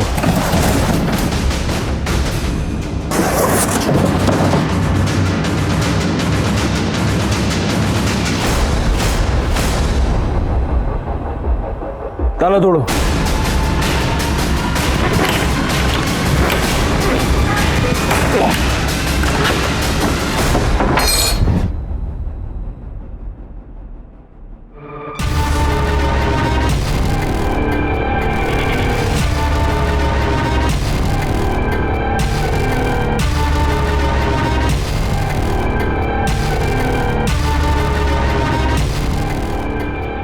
सर, बॉडी के 299 टुकड़े और कटे हुए सर को पकड़कर 300। मुझे लगता है कि बॉडी को यहाँ बेडरूम में प्रिजर्व करके रखा था और बेडरूम का एसी का टेम्परेचर 16 पे सेट किया था। अगर बॉडी टेरेस पे प्रिजर्व की जाती तो अब तक तो डिकम्पोज हो चुकी होती। मतलब बॉडी को हाल फिलहाल में टेरेस पे शिफ्ट किया गया था। लोग तुम्हारी तारीफ करते हैं कि तुम एक बेहद अच्छे इंसान हो, लेकिन ऐसा है नहीं। तुम एक बहुत ही शातिर क्रिमिनल हो, जिसने अपनी ही बीवी का बेरहमी से खून किया और 300 टुकड़े कर दिए। क्यों मारा उसे? आपके शूज ठीक तरीके से पॉलिश नहीं है और वर्दी भी ठीक तरीके से प्रेस नहीं है। एक ऑफिसर को हमेशा प्रॉपर्ली ड्रेस्ड रहना चाहिए। इस पूरी सोसाइटी में आप एक एग्जाम्पल सेटअप करते हैं। Do you know that? हाँ, लेकिन तुम्हारे जैसे एग्जाम्पल सेट करने वाले लोग हमें फुर्सत कहाँ देते हैं। अब ये ड्रामा बंद करो और सीधे सीधे बताओ, क्यों मारा अपनी बीवी को? मैंने नहीं मारा उसे, सच कह रहा हूं मैं तो सिर्फ इतना ही चाहता था कि वो मेरे करीब रहे, क्योंकि मैं उसके बिना जी नहीं सकता ना। क्या मतलब क्या है? उसकी बॉडी के टुकड़े करके और अपने पास रखे क्योंकि तुम उसके बिना जी नहीं सकते। चलो मान लेते हैं तुमने उसे नहीं मारा, लेकिन मौत तो उसकी हुई है। कैसे मरी हो? सुसाइड। सूर्या, ये मेरा घर है, घर। आपका आर्मी का कैंप नहीं है। आप रिटायरमेंट के बाद भी आर्मी के बाहर नहीं आ सकते। उल्टा ये सब मुझे पे थोप दिया है। गिनती की 4 सब्जियां 10-10 बार वही पकाओ वही खाओ। मैं एक आम इंसान हूँ, आम इंसान। बस करो, धीरे बोलो, मुझे ऊंची आवाज से तकलीफ होती है। आपको ऊंची आवाज पसंद नहीं है तो क्या सारी दुनिया गूंगी बन जाए? क्यों गूंगी बन जाएगी वो? क्यों? मैंने बहुत कोशिश की ये सब संभालने की, निभाने की, लेकिन अब नहीं सूर्या, मैं जा रही हूँ। सुरेखा मेरी बात तो सुनो। आप यहाँ रह जाओ और संभालो आपकी डिसिप्लिन वाली जिंदगी। मैं जा रही हूँ। सुरेखा मेरी बात सुनो प्लीज, तुम जाओ मत। सूर्या मुझे जाने दो। सूर्या मुझे मैं तुम्हारे बिना नहीं रह सकता सुरेखा। सूर्या मुझे जाने दो। सारी की सारी अलमारी खराब कर दी, फिर से लगानी पड़ेगी। दो मुझे, दो। सूर्या मुझे जाने दो। तुम मेरी बात सुनो, मेरी बात सुनो।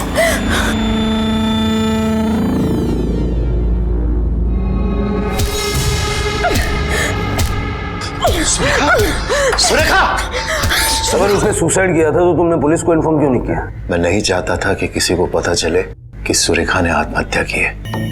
अगर आपको इन्फॉर्म करता तो आप तो उसे मुझसे छीन ही लेते, है ना? बेवकूफ समझ रखा है हमने। तुमने उसकी बॉडी के टुकड़े इसलिए किए क्योंकि तुम उन टुकड़ों को डिस्पोज करने वाले थे। नहीं, मैं ऐसा कुछ नहीं करने वाला था। फिर क्यों किया उसके टुकड़े? बोलो। प्लीज डोंट शाउट, मुझे प्रॉब्लम होती है।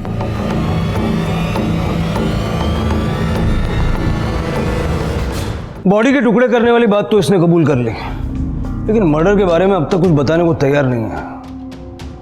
सर, सुरेखा की पोस्टमार्टम रिपोर्ट बहुत कुछ कह रही है। सुरेखा की मौत 18 तारीख को दोपहर को 3 से 6 बजे के बीच में हुई है और सर पे यहाँ बीच में चोट लगने की वजह से सुरेखा की मौत हुई है। इसका मतलब कि सूर्यकांत ने सुरेखा का सर दीवार से पटका और उसकी मौत हो गई, या फिर यह भी हो सकता है कि सुरेखा ने खुद अपना सर पटक लिया और बाद में सूर्यकांत ने उसकी बॉडी के टुकड़े कर दिया। सर, मुझे लगता है कि इसी ने सुरेखा का कत्ल किया होगा और बाद में इसी ने उसके टुकड़े भी कर दिए ताकि बॉडी को आसानी से ठिकाने लगा सके।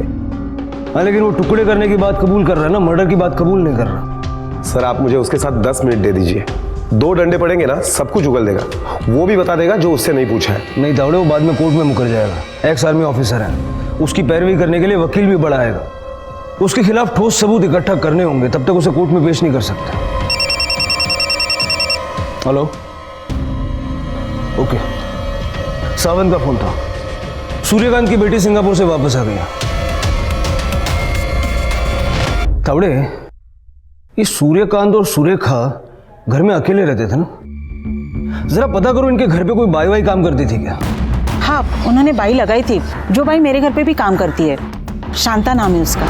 हाँ साहब, लेकिन कुछ दिनों से मैं छुट्टी पे हूँ। कितने दिनों से काम पर नहीं गई? लगभग 8 दिनों से। मैं आई थी तभी साहब मुझे बोले।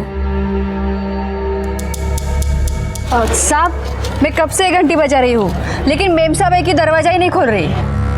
दरवाजा नहीं खोल रही क्योंकि वो सिंगापुर गई हुई है। सुरेखा के आने तक तुम्हारी छुट्टी है। हाँ, वो जब आएगी तो तुम्हें बुला लेंगे। लेकिन साहब, आप घर पे हो ना, तो झाड़ू कटका बर्तन भांडी वो तो करनी पड़ेगी। वो सब मैं खुद कर लेता हूँ। तुम्हारी पगार अभी की कितनी है? साहब, 500 में 50 रुपए कम।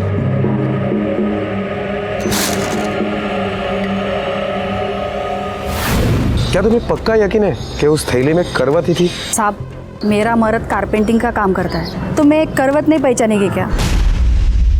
मतलब सुरेखा की मौत के बाद या सूर्यकांत के हिसाब से उसके सुसाइड के बाद उसने बॉडी काटने के लिए औजार खरीदे, और अगर बॉडी के टुकड़े घर में मिले हैं तो जाहिर है बॉडी कटी भी घर में ही होगी। सर तब तो घर से काफ़ी मात्रा में बदबू भी आती होगी और उसे मिटाने के लिए इसने फिनाइल या ऐसी किसी चीज़ का काफ़ी मात्रा में यूज़ भी किया होगा। तावड़े अगर ऐसा है तो ज़रा पता करो ये औजार और फिनाइल सूर्यकांत ने कब और कहाँ से खरीदा। Okay sir. विश्वास करना मुश्किल था कि जो आदमी अपनी पत्नी से इतना प्यार करता था वो खुद उसके शरीर के 300 टुकड़े कैसे कर सकता था। क्या ये आदमी आपकी दुकान में कुछ सामान लेने के लिए आया था? अरे सेठ, ये तो वही आदमी है जो उस दिन मगजमारी कर रहा था। इससे बड़ी आरी आती है क्या? मुझे पता है आती है। अरे साहब, ये सबसे बड़ा साइज है। जब तुम्हारे पास नहीं है तो कहते क्यों नहीं हो कि नहीं है? झूठ क्यों बोलते हो? जिस दिन ये आदमी आया था मुझे उस दिन के आपकी दुकान के CCTV फुटेज चाहिए। मिल जाएंगे सर। सूर्यकांत ने जिस दुकान से वो औजार खरीदे थे हमें वहाँ के CCTV फुटेज मिल गए। हमारी एक टीम वो CCTV फुटेज चेक कर रही है। और सर सूर्यकांत ने 20 तारीख को एक किराने दुकान से 6 बोतल फिनाइल की भी ली थी। हाँ साहब, गरम मसाला, हींग, 6 फिनाइल की बोतल और 6 फिनाइल की बोतल ये कब खरीदी थी? साहब 20 फरवरी को। इसका मतलब उसने 18 को खून किया, 19 को बॉडी के टुकड़े किए और फिर 20 तारीख को फिनाइल से घर साफ किया। Yes sir. Sir Suryakant army का रिटायर्ड डॉक्टर है, लेकिन फिर भी एक बॉडी के 300 टुकड़े करने में उसे कम से कम 1 दिन तो लगा ही होगा।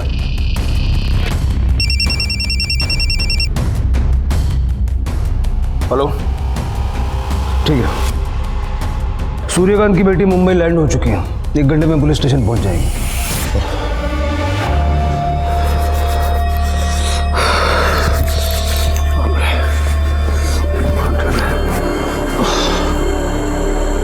अरे सुरेखा, ठंड लग रही है ना? मुझे भी। मेरे पास आ जाओ, आ जाओ, आ जाओ, आ जाओ। 1 मिनट। बैठो मेरे करीब, पास आ जाओ, पास। अब ठंड नहीं लगेगी, है ना? नहीं बाबा, ऐसा नहीं कर सकते।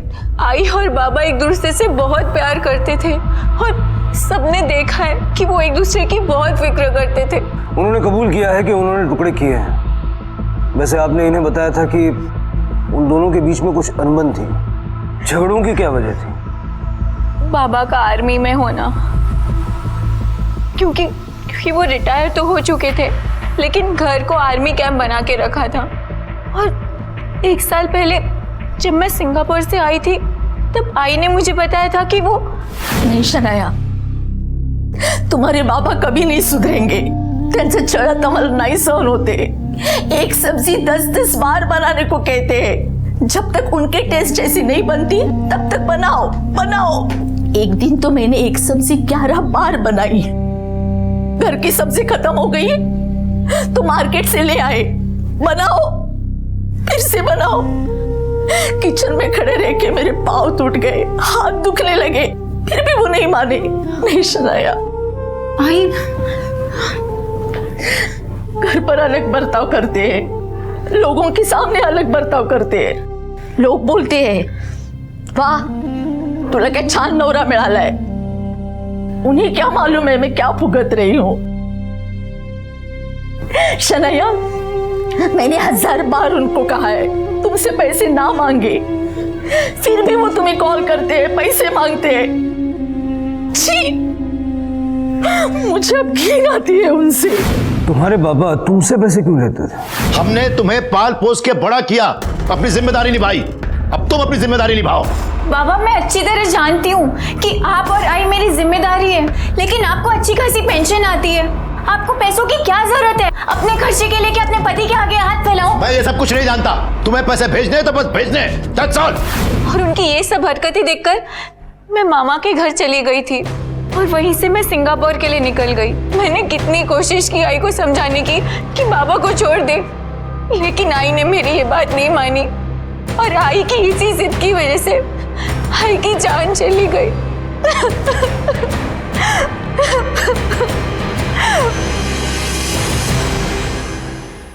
तावड़े, ये सूर्यकांत सनकी और सरफरा टाइप का आदमी है।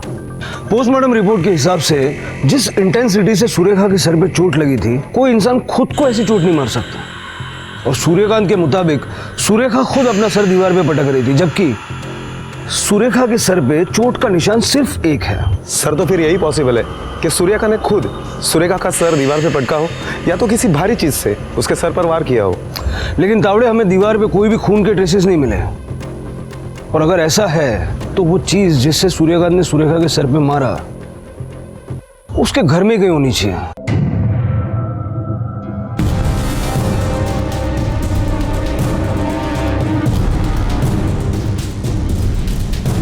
रिका में सर सुफेजा खाली कर दे रिकार्डो।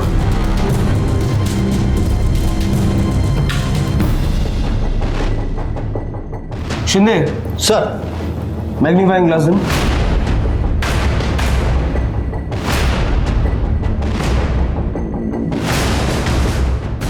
तावड़े, इस टॉर्च को फॉरेंसिक में भेजो और उनको बोलो हाई प्रायोरिटी पे रिपोर्ट दें। इसे पहचानते हो? ये वही टॉर्च है जो तुमने सुरेखा के सर पे दे मारा था और उसकी मौत हो।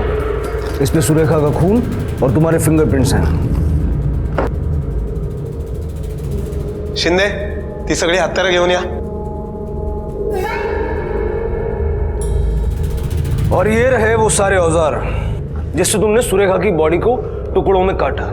उस हार्डवेयर शॉप का सीसीटीवी फुटेज भी है जहां से तुमने ये सब खरीदा था। तो अब ऐसा करते हैं, जो कहानी तुमने हमें गोल घुमा के सुनाई वो हम तुम्हें सीधी सुना देते हैं। उस दिन दोपहर को तुम्हारा अपनी बीवी के साथ झगड़ा हुआ। मुझे जाने दो। मैं तुम्हारे बगैर नहीं रह सकता हूँ, मेरी बात को समझो। मुझे छोड़ो। तो तुम घर से बाहर निकले, बाजार से ये सारे औजार खरीद के वापस आए और उसकी बॉडी को टुकड़ों में काटा। और जब पुलिस घर पर आई तो तुमने सर्च वारंट का नाटक किया। पुलिस के जाने के बाद तुमने उन टुकड़ों को घर से निकालकर छत पर रखा और उस बक्से को खाली बॉक्सेस से ढक दिया। क्यों? सही कहा ना मैंने? ऐसे ही हुआ था ना? बोलो। मैंने उसके टुकड़े किए थे, लेकिन उसे मारा नहीं। डॉक्टर मराठे, अब ये कहानियां सुनाना बंद कर दो। तुमने उसके इतने टुकड़े इसलिए किए ताकि तुम उन्हें अलग अलग जगह फेंक सको और कभी पकड़े ना जाओ। नहीं ऑफिसर, मैंने उसे नहीं मारा। मैं कैसे मारूंगा उसे? मैं तो उसे इतना प्यार करता था। इतना प्यार करते थे कि 300 टुकड़े कर दिए। मैं उन टुकड़ों को लेकर शिरडी जाना चाहता था, वहां पर उसकी समाधि बनाने के लिए। मैंने तो इस काम के लिए अपनी क्लिनिक से छुट्टी भी ले रखी थी और अपनी कार मैकेनिक को दी थी नया एसी लगाने के लिए, लेकिन ये काम तो अधूरा ही रह गया।